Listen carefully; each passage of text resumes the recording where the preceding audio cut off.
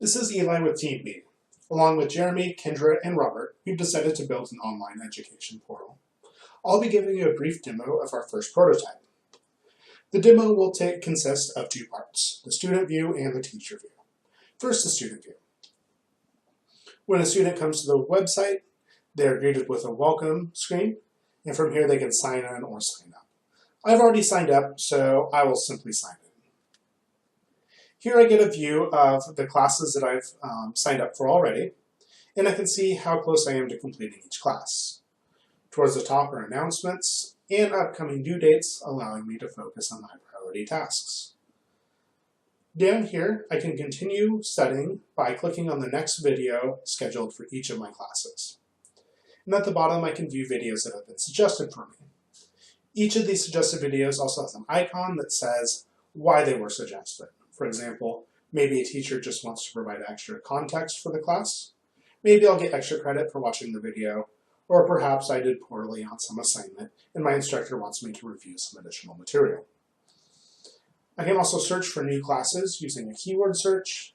If I click the drop down, I'll get a high-level view of the different classes and topics that are offered.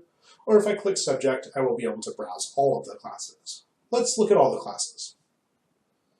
Here we are presented with all the different subjects that are offered.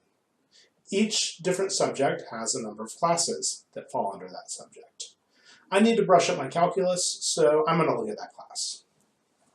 Here I get additional information about the class, such as an overview and prerequisites. I can also see how hard or time-consuming this class might be. If I wanted more information, I would click on this to view the syllabus, but I already think this looks pretty good, so I'm going to take this class. This takes me to the class home screen. On the left, I can see the modules that make up the course, practice key concepts, check my grades, read the syllabus, or go to the forum. To the right, I can watch the assigned videos for this particular module. I can also take notes. The notes will also be synced to the time of the video, so that way when we review the notes, we can easily go back to the video and see what we were watching when we took that note. At the bottom are topics that make up this module. I can practice those topics, or take a quiz if it's been assigned. Let's see how my grades are. Here I can see the module and assignments. I could also see the possible score and actual score, and the percentage. At the bottom is my overall grade. Now we will go to the syllabus. Here we see a syllabus with information about the instructor and the course, as well as how the course will be graded. Then I'll go to the forum, where I can see different topics that have been posted, see the description, number of posts, and number of unread posts for each topic. Now we will go to the teacher's view. Again, we start on the welcome screen. This time I'm going to sign in as an instructor. When I do so, I'm taken to a page that shows me all of the classes that I'm teaching. When I select one of these classes, this pane will populate with additional context. So for this class, I can view the modules that I've created. I can post announcements, view the class as a student, or edit or delete the class. I can see stats that show me how the course is running. This shows me how many students are in each module.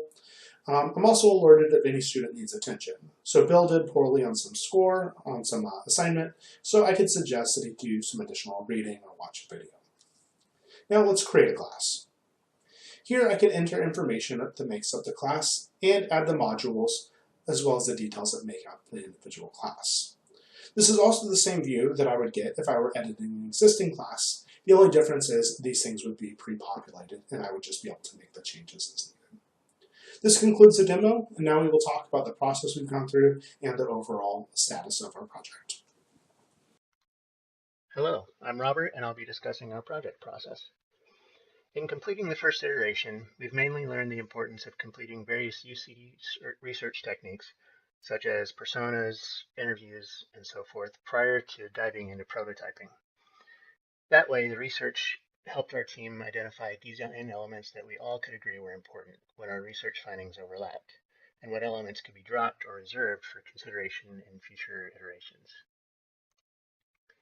While it's still early in the process, our team does feel that we're beginning to converge on an effective and consistent solution. Again, there may be some elements that we might add, remove, or change in future iterations based on feedback that we receive, but we believe the overall design is solid. So far, we've applied interviews, personas, scenarios, use case diagrams, and competition research, and we've found value in all of these techniques. But if we had to pick the most important, it would have to be either the interviews or the personas. For interviews, getting insight from real-life users has been extremely important in coming up with ideas that we may not have considered before. But creating personas has also helped us identify the goals of a more general user base. In the course of this first iteration, we have completed the first 4 steps in the UCD process and are in the midst of completing the 5th step, evaluating designs against requirements.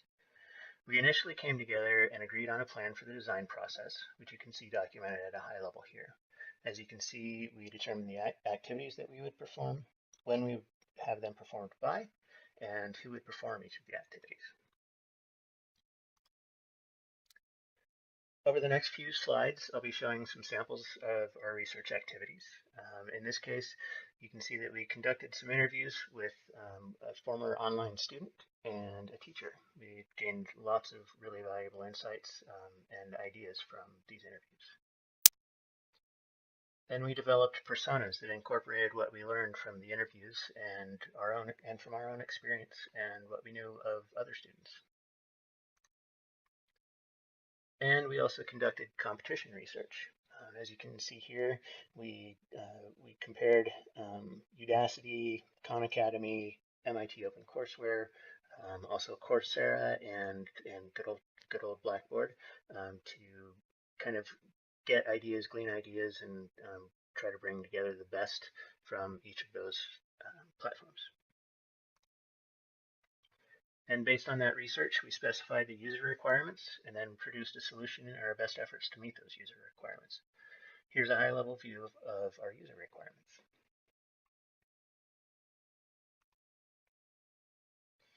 After completing our prototype, we checked it against the user goals and requirements we derived from our research to make sure we were on track. And now we've solicited feedback from the class on our first iteration sketches. While we haven't received any feedback from the class yet, we do intend to solicit feedback from others outside of the class as well. As you can see here, we've checked the prototype against user goals and requirements. That part's done for this iteration, and we're in the process of testing the design by soliciting feedback from users. Now, here's Kendra to discuss our project status. This is Kendra Neal, and I'll be discussing our project status. This slide shows the tentative schedule agreed upon by our team for completion of the UI prototype. The tasks in green are completed tasks, and the blue are upcoming or incomplete items. We are currently on target and have consistently met both class deadlines and our self-imposed deadlines, so at present we're exactly where we expected to be. Risks. The first risk to our project success for our team is time. Every team member on Team B works in addition to going to school, and our schedules are not always necessarily in alignment. So our strategy for dealing with this is that we have 2 weekly check-ins on Tuesday and Thursday, where we either plan for the upcoming work to be done, review progress and suggest changes, or finalize iterations to be submitted. As a team, we've made it a goal to have our deliverables completed before the actual due date, which gives us a buffer in case something happens in our lives outside of school, or if we're struggling with a concept or something and need additional help from the rest of the team. The second risk to our project success is geography. Our team spans 3 different states and 2 different time zones. As a result, we can't physically be in the same location when we're collaborating. So we've agreed upon using Google Hangouts for video conference and to share screens to enable collaboration. Typically, we have one team member do the actual drawing or typing, while others give ideas and feedback about the ideas drawings or work being done. Moving to iteration number 2, as noted in the projected schedule slide, we have decided to do more iterations that are required so that we can fine-tune our hand drawings before putting them into pencil. As a result, by the next iteration, we both want and expect to still be at the hand-drawn stage, but with refinements to our current drawings. However, for iteration number 3, we'll have a pencil prototype, with additional changes made based off of peer feedback to be further reviewed and refined before the UI prototype is finalized. This concludes Team B's first presentation. Thank you for watching.